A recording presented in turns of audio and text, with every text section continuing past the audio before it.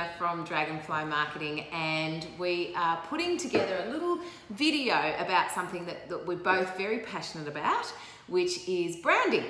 For those of you who don't know Karina has now worked with Dragonfly for 6 months, or just over 6 months, and she has been producing some brilliant graphic design. You might have seen some of it with some of the work that we'll maybe show throughout this video.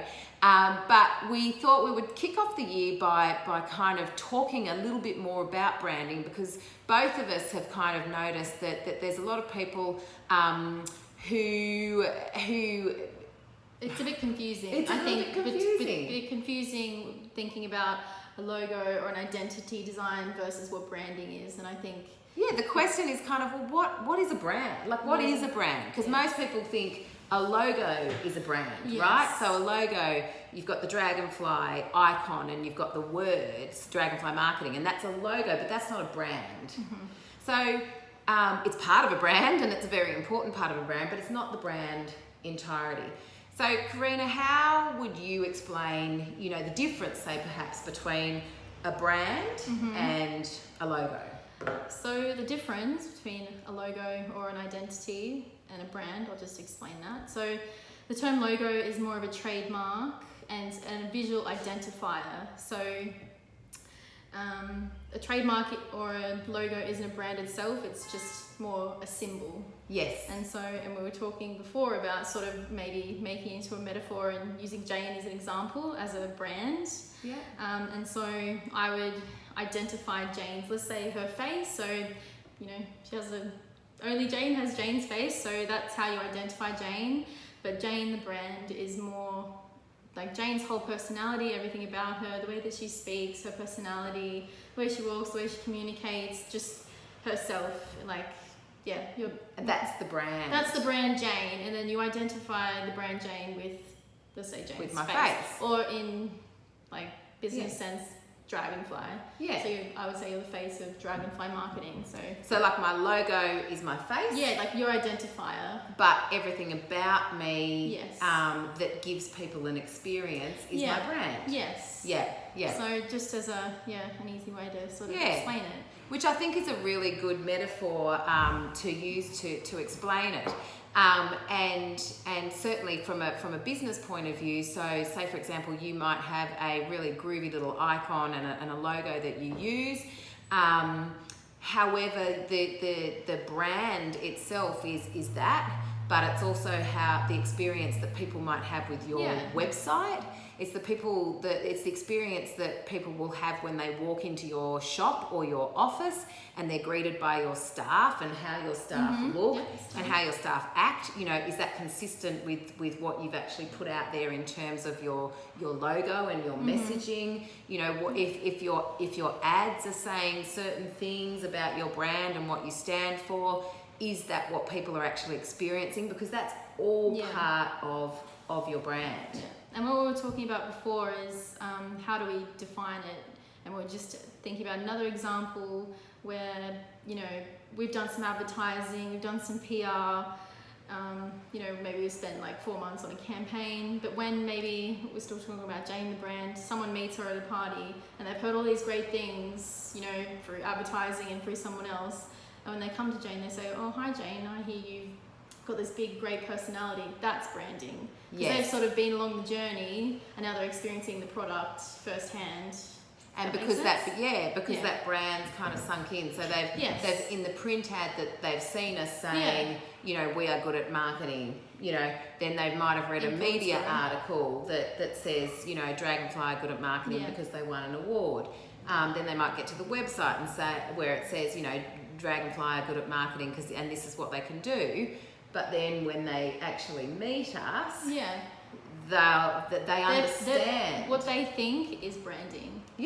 So, okay, because I've seen this and read this and heard this is what I understand you represent. Yes. And so if those brand touch points aren't consistent, they're not getting a consistent message about what you're all about. If the brand touch points are inconsistent, you may as well have different companies. It may as well be different messages about different companies, because nothing's working cohesively to kind of tell that brand story. So we've worked on we've worked on a few projects lately, but there was one that you were kind of referencing just a minute ago, which is a client that we worked with originally with a social media acceleration program, and then she needed a new brand identity created. Yeah, so we're just talking about Claire. She's a client of ours, Lady Strength Camp. So she came to one of Jane's workshops, which is really great. Talks, goes through all your objectives, who your target market is, thinking about like the space in the market. Yeah, like what other competitors are there, what's unique about it. So this all came from the first session where we kind of set the game plan. And we talk about, what is it that you're trying to do with your business? And most importantly, and probably from the brand point of view, who is it that you're trying to appeal to? Who is that target audience? Who is it that we've got to reach out and engage with our marketing and our messaging and our branding and the photography that we use and the website that we use? Who is that's going to consume that and then take action? And I think that was a very good base for building a brand or an identity for her business. And and that sort of helps me as a designer get in the right headspace from that like idea generation and trying to think about, like why she's doing what she's doing and understanding what her passion is so it can kind of translate into something visual. So sort of talked about her brand being like she wants to build these strong women and this strong community of people, not just somewhere that they can go to maybe lose weight or I don't know, just have another fad sort of thing. Diet and exercise we just really program dove into sort of like what she was really trying to achieve, and so that's when we could go away and come up with something a bit like special for her and special for her niche business. So I think I'll put up some designs on the screen just as we're talking about it.